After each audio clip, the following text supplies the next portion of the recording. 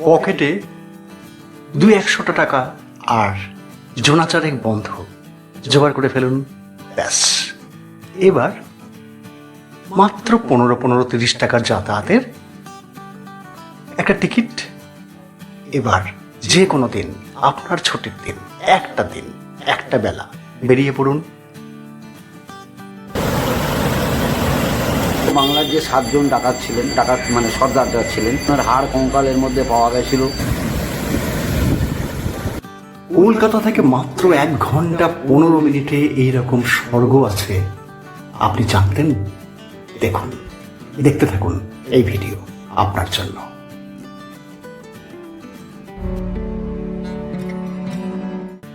যারা কলকাতার দিক থেকে আসবেন, হাওড়া বা শিয়ালদাহ থেকে, কুন্তিঘাট 15-30 টাকার রিটার্ন টিকিট কেটে নিন।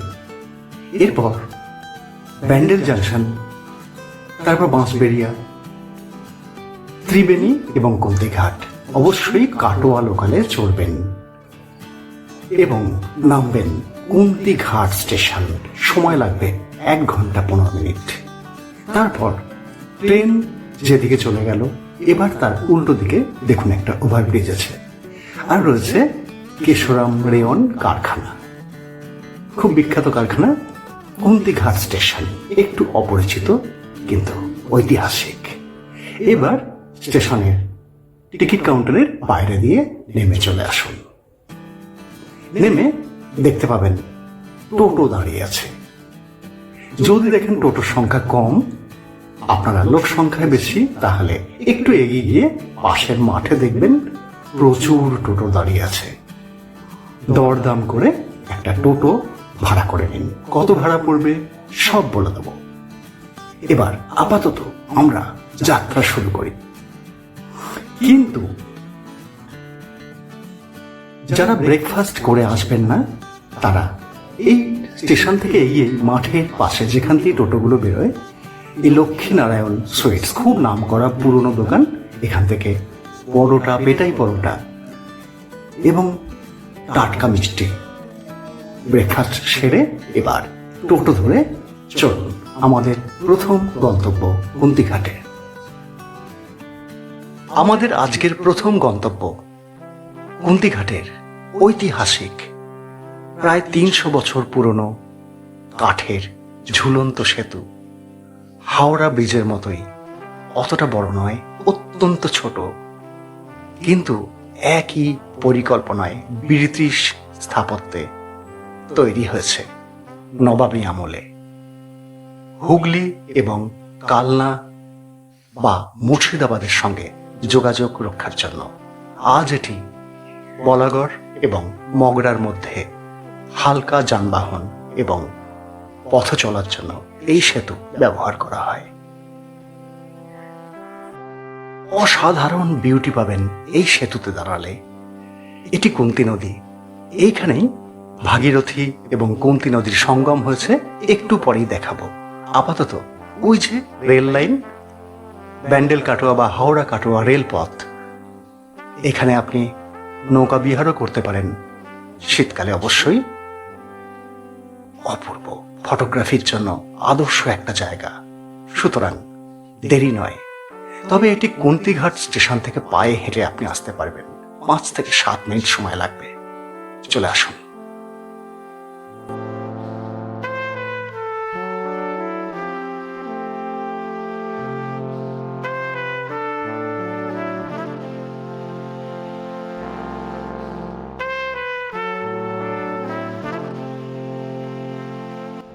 এইটুকু কথা দিতে পারি, আপনার পছন্দ হবেই।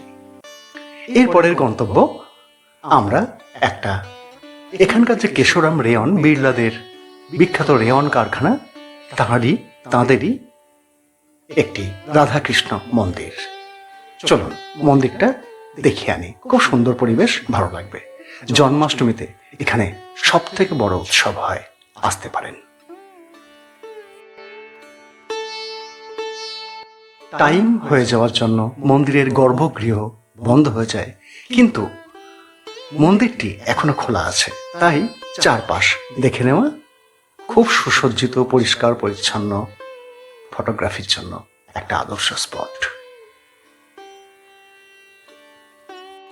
কাঠের ঝুলন্ত সেতু দেখার পর ঠিক উল্টো দিকে 5 মিনিট হাঁটলে হাঁটা পথে এই স্পটটিও পেয়ে যাবেন।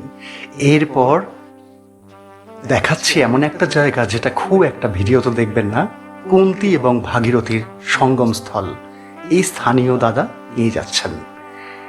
এই জায়গাটির নাম বলে দিই, বটতলা ঘাট। এইটুকু মনে রাখবেন, বটতলা ঘাট। এইখানে আসবেন, নইলে কিন্তু কুন্তী এবং ভাগীরথীর সঙ্গম থেকে বঞ্চিত হবেন।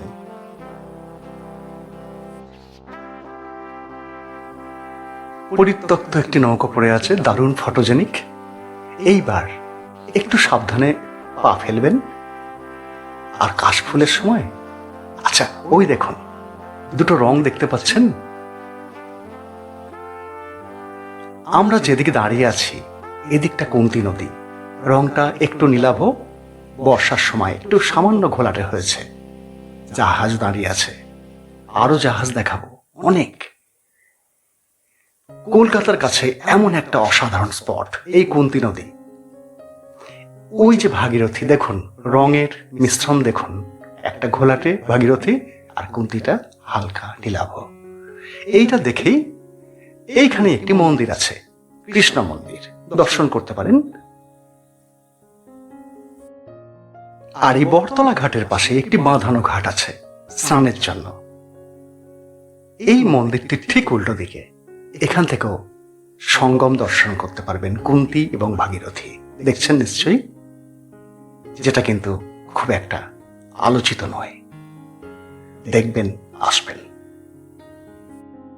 কুন্তী ঘাট পেরিয়ে এবার আমরা ত্রিবেণীর দিকে পা রেখেছি, মানে টোটো চলছে। সুন্দর রাস্তা। এই যে ব্যান্ডেল থার্মাল পাওয়ার, যেটা ত্রিবেণীতে অবস্থিত। আর একটা মজার জিনিস দেখাই, এই যে যেটা ফ্লাইং ডাস্ট, উড়ন্ত ছাই, সেগুলোকে এই যে ডাম্পারগুলো, সেগুলো ভর্তি হয়ে ওই যে জাহাজ দেখাবো, কত জাহাজ দাঁড়িয়ে আছে, সেই জাহাজে করে বাংলাদেশ চলে যায়।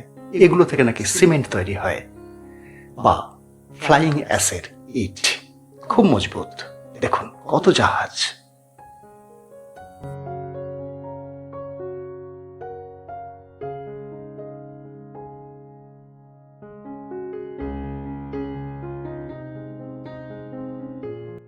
কেশরম রেয়ন, ত্রিবেণী টিস্যু এবং বিটিপিএস অর্থাৎ ব্যান্ডেল থার্মাল ইউনিট সব এইখানে। এই রামানুজ মন্দির মঠ প্রবেশ করতে পারেন। এবার আমরা চলে এসেছি কিন্তু বাংলার বারাণসীতে। বুঝতে পারছেন, ত্রিবেণী ঘাট, যাকে দ্বিতীয় বারাণসী বলা হয়। আজ থেকে 700 বছর আগেকার পুরনো এই ত্রিবেণী। একসময় কুম্ভ মেলা হতো এখানে। তবে জনশ্রুতি আছে এখানে নাকি গঙ্গা, যমুনা, সরস্বতী এই 3 নদীর মিলন হয়েছে। তবে এ বিষয়ে কিন্তু আমরা একমত হতে পারছি না। কুন্তী, সরস্বতী, ভাগীরথী 3 নদীর মিলন সম্ভব, কিন্তু যমুনা, যাই হোক, আপনাদের উপর ছেড়ে দিলাম বিশ্বাস। তবে আমরা আপাতত এখানে সরস্বতী এবং ভাগীরথীর মিলন দেখব। এই হচ্ছে একটি ঘাট। এখানে 3-4টি ঘাট আছে। এই ঘাটে সন্ধেবেলা আলো জ্বললে দারুণ লাগে। উল্টো দিকটা কল্যাণী ব্রিজ আর বাঁ দিকটা কুন্তী নদী আমরা পেরিয়ে এসছি। এই হচ্ছে পৌরাণিক 700 বছর আগেকার সেই ঘাট। স্নান করছেন লোকেন, আপনিও স্নান করতে পারেন। তবে টোটো বন্ধুকে বলে দেবেন আপনি কি কি চান, সেইভাবে প্ল্যান তৈরি হবে।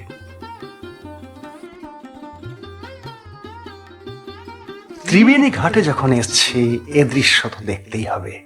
আপনি নাও দেখতে পারেন, কাঠের চল্লিতে জ্বলছে চিতা, যেন বানারস। এই আর একটি ঘাট, দেবদেবীর মূর্তিতে সজ্জিত। এই ঘাটেও স্নান করা যায়। তবে সবচেয়ে পুরনো ঘাটটি দেখাবো। এই দেখুন,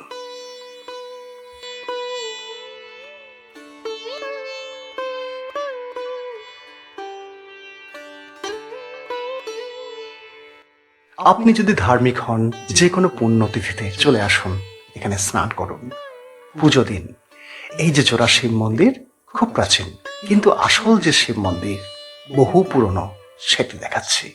এর পাশে বিশাল শিবলিঙ্গ দর্শন করুন, তারপর সেই পুরনো শিব এই যে মোট 4টি শিব মন্দির কাশী বিশ্বনাথের মতো স্টাইলে, বেনারসের মতো। এটি হচ্ছে মূল মন্দির, আর বাঁ দিকে 3-3টি এমনই ছোট মন্দির আছে। প্রচুর ভিড় হয় শিবরাত্রি এবং শ্রাবণ মাসে। আসতে পারেন বছরের যে কোনো সময়।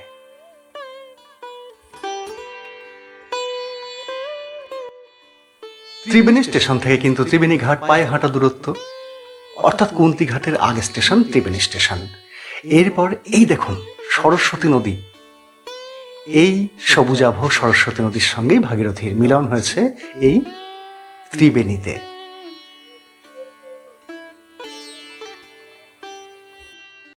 এইবার 700 বছর আগের এক ঐতিহাসিক ইসলামী স্থাপত্য, জাফর গাজীর সমাধি। অসাধারণ স্থাপত্য শৈলী, সব থেকে আশ্চর্য হতে হবে ইসলামী কাজের সঙ্গে হিন্দু দেবদেবীর টেরাকোটার কাজ আপনাকে মুগ্ধ করবে, অবাক করবে। ভেতরে ছবি তোলা যায় না, বাইরে থেকে তুলবেন, ভেতরে অবশ্যই সব দর্শন করতে পারেন।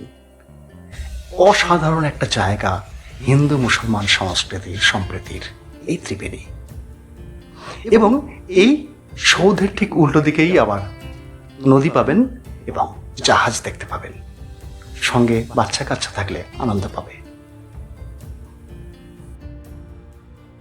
এইখান থেকে 2 পা দূরত্বে রয়েছে একটি আশ্রম। টোটো বন্ধু বললেন এখানে নাকি বিধবাদের আশ্রম এটি, তবুও এখানে কালী মন্দির রয়েছে।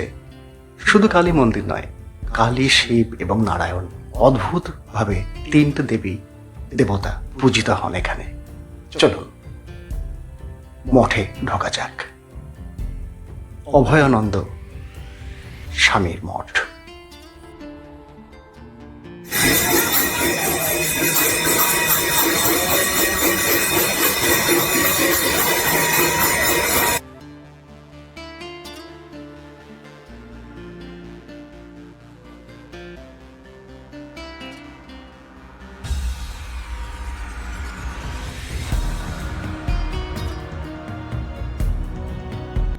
যারা লাঞ্চ করবেন এর উল্টো দিকেই একটা রেস্টুরেন্ট আছে, এখানে করতে পারেন, বা টোটো বন্ধুকে বলতে পারেন। আমরা কিন্তু এবার চলে এসেছি এমন একটি জায়গায় যার দুর্দান্ত গা ছমছমে, ঐতিহাসিক তো বটেই, ডাকাত কালী মন্দির।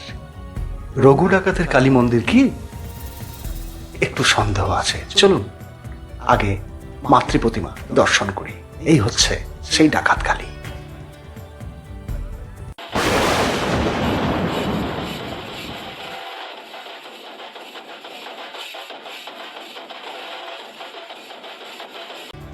ইউটিউব ভিডিওতে এটি রঘু ডাকাত কালী হিসেবেই সকলে পরিচয় দেন, কিন্তু আপনাদের আসল সত্যি এখান থেকে জানিয়ে দিচ্ছি, দেখতে থাকুন।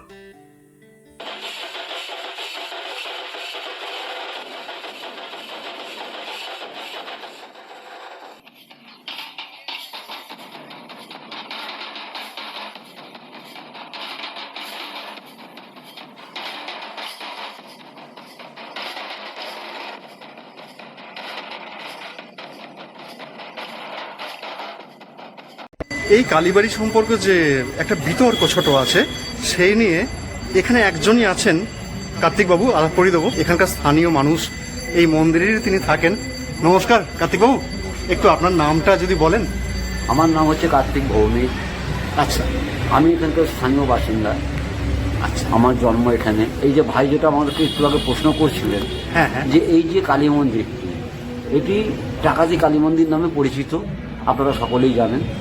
অনেকের ধারণা যে এটা রঘু ডাকাতের কালীবাড়ি। অ্যাকচুয়ালি রঘু ডাকাতের কালীবাড়ি হচ্ছে আপনার সিঙ্গুরে। এটাকেও রঘু ডাকাতের কালীবাড়ি বলা হয়, কারণ অ্যাকচুয়ালি সেই সময়কার রঘু ডাকাত এক জায়গায় থাকতেন না। ইস্ট ইন্ডিয়া কোম্পানি যখন ওনার মাথার দাম দিয়েছিলেন, তখন উনি কোনো একটা জায়গায় তিনি থাকতেন না, বিভিন্ন জায়গায় উনি ঘুরে ঘুরে বেড়াতেন এবং রণপা করে চলাফেরা করতেন। তা এখানেও উনি আসতেন, সেই জন্য এই জায়গাটার ভয়ে আতঙ্কিতভাবে একটা নাম হয়ে গেছে যে এটা রঘু ডাকাতের কালীবাড়ি। অ্যাকচুয়ালি এই কালীবাড়িটা হচ্ছে আপনার বিদু ডাকাতের কালীবাড়ি। বিধু- হ্যাঁ, বিধুভূষণ। তখনকার সময়ে যে বাংলার যে 7জন ডাকাত ছিলেন, ডাকাত মানে সর্দাররা ছিলেন, রঘু ডাকাত, বিদু ডাকাত, মনোহর ডাকাত, রাখাল ডাকাত, কালু ডাকাত, এরকম বিভিন্ন ধরনের ডাকাতদের 7জন সেই সময়কার ডাকাতের দলে 7জন লিডার ছিলেন, মানে সর্দার ছিলেন। তার মধ্যে ইনি বিধুভূষণ ঘোষ একজন সর্দার। টাইমে এখানে নরবলি দেওয়া হতো। তখন তার কিছু নিদর্শনও আমরা এখানে পেয়েছি। এই যে কনস্ট্রাকশনটা আমরা করছি, আচ্ছা, সেই সময়কার মানুষের বিভিন্ন ধরনের হাড় কঙ্কাল এর মধ্যে পাওয়া গেছিল। তখনকার সময় নাবিকেরা এই অঞ্চলে ব্যবসা করতে আসতো। সপ্তগ্রামে আদি ব্যবসা করতে সপ্তগ্রাম আসতো। তো এখন সপ্তগ্রাম। সপ্তগ্রাম ছিল বাণিজ্য কেন্দ্র তখনকার সময়। এবং মনসামঙ্গল কাব্যেও আপনারা পড়ে থাকবেন বা জেনে থাকবেন যে চাঁদ সওদাগরের যে সপ্তডিঙা ঘটনাটা, আছে, হ্যাঁ। আমাদের এই ত্রিবেণীকে মুক্তবেণী বলা হয় এই কারণেই, কারণ এখানে লক্ষ্মীন্দরকে উনি জীবিত করতে পেরেছিলেন। তাই এর জন্য এই ত্রিবেণীটার নাম হচ্ছে মুক্তবেণী। তো এই মুক্তবেণী আর এই সরস্বতী নদীর তীরবর্তী অঞ্চলে এই বিস্তীর্ণ জঙ্গলের মধ্যে এদের বসবাস ছিল।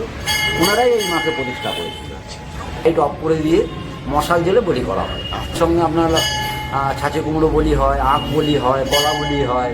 হ্যাঁ, এরকম মানে বৈষ্ণব শাক্ত দুটো মতেই। হ্যাঁ, বৈষ্ণব এবং তন্ত্র মতে দুভাবেই এখানে ক্রিয়া করা হয়। বিধু ডাকাতের কালীবাড়ি পর আমরা এবার যাব শেষ স্পট। তার আগে টোটো বন্ধু বললেন এখানে মুড়ি ঘুগনি পাওয়া যায়, তো যেটা আমাদের এদিকে খুব একটা পাওয়া যায় না। তো তাঁরা খাবেন আর আমি খাবো চা। এইটা খুব সুন্দর একটা দোকান, ঘোষ টি স্টল, বেনিপুর ত্রিবেণী। এখানে আপনি সব পেয়ে যাবেন, চা, কেক, বিস্কুট ইত্যাদি ইত্যাদি। আর মুড়ি ঘুগনি এখানে টেস্ট করবেন।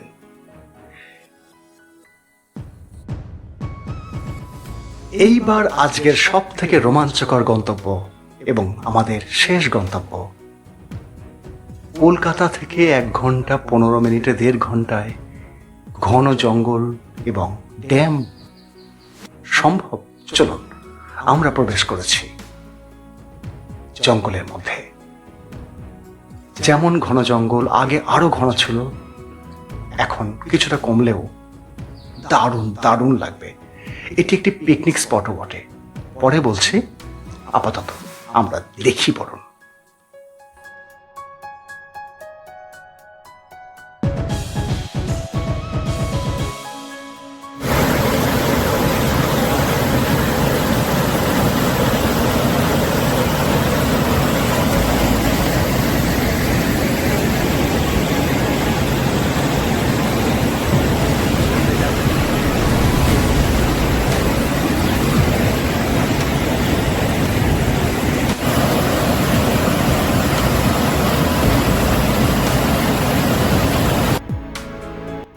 একদিনের ট্যুরে এত কিছু পাওয়া সম্ভব? দেখছেন তো। আচ্ছা, টোটো ভাড়া লাগবে আপনার 400 থেকে 600 টাকা। যদি এই ডিভিসি ক্যানেল বাদ দেন তাহলে 400 টাকায় হয়ে যাবে, নইলে 600 টাকা। আর এই ডিভিসি ক্যানেল কিন্তু, এই ক্যানেল এবং জঙ্গল এবং তার পাশে গ্রাম দেখাবো, এটা কিন্তু মিস করা যাবে না। সুতরাং 4-5 জন বন্ধু থাকলে বা পরিবার পরিজন থাকলে 100 টাকা, এ দেখুন পিকনিক হচ্ছে। সুতরাং আপনিও পিকনিক করতে পারেন, ফটোশ্যুট হচ্ছে, আপনিও করতে পারেন।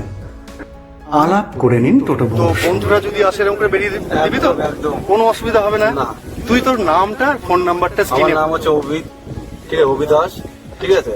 খুন্তি স্টেশন নেমে আমাকে এই টোটো স্টেশনে বললেই সবাই দেখিয়ে দেবে। নাম্বারটা হচ্ছে 9088785859।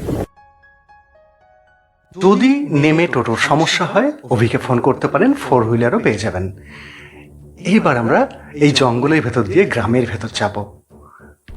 জঙ্গলের ভেতর গ্রাম আছে, মানুষ থাকে এবং জঙ্গলটা দেখব, দারুণ লাগবে।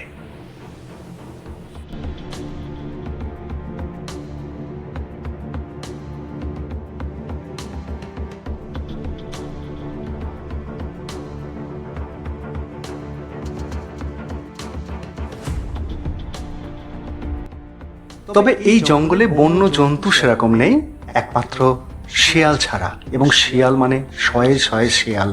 বিকেলের পরই উৎপাত শুরু হয়। এখানে ফটোগ্রাফির জন্য আসুন, পিকনিক করার জন্য আসুন, বান্ধবীকে নিয়ে, বন্ধুদের নিয়ে আসুন। এবং সব থেকে ইন্টারেস্টিং, ফ্রিতে মাছ ধরতে পারবেন এই ক্যানেলে। প্রচুর মানুষ মাছ ধরছে, দেখাচ্ছে।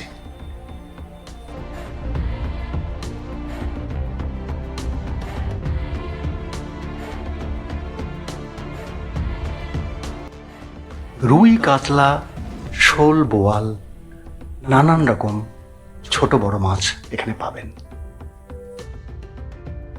এই ডিভিসি ক্যানেলের এই জায়গা অবশ্যই আপনার ভ্রমণ তালিকায় একদিনের জন্য রাখুন। কলকাতা থেকে কাটোয়া লোকালে 1 ঘন্টা 15 মিনিট কুন্তিঘাট স্টেশন। আর যারা বর্ধমান থেকে আসবেন, মগরা বা আদি সপ্তগ্রামে নেমেও এই ট্যুরটা করতে পারেন। তবে ব্যান্ডেল হয়ে কুন্তিঘাট আসাটা বেটার। যারা কাটোয়ার দিক থেকে আসবেন তারা তো কুন্তিঘাটে নেমে পড়বেন, তার আগের স্টেশন ডুমুরদাহ। হাওড়ার দিক থেকে যারা আসবেন আগের স্টেশন ত্রিবেণী।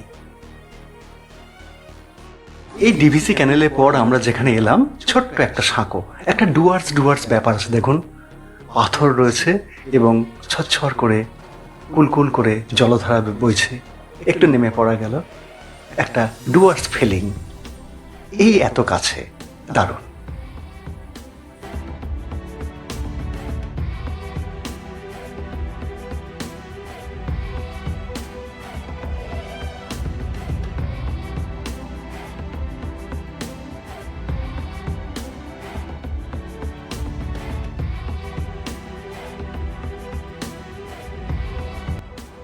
এত কম পয়সায় এত কাছে, কলকাতার কাছে এমন একটা ট্যুর যেখানে সবকিছু পাওয়া যাচ্ছে, তাহলে পরের গন্তব্য হয়ে যাক কুন্তিঘাট বা ত্রিবেণী বা একসঙ্গে দুটো।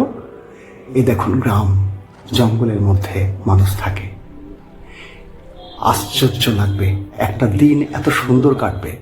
তবে হ্যাঁ, লাঞ্চ বা ব্রেকফাস্ট আপনি টোটো বন্ধুকে বলে দেবেন, আপনার পছন্দ মতো জায়গা পেয়ে যাবেন। তবে থাকার জায়গা এখানে খুব একটা নেই, দরকারও নেই।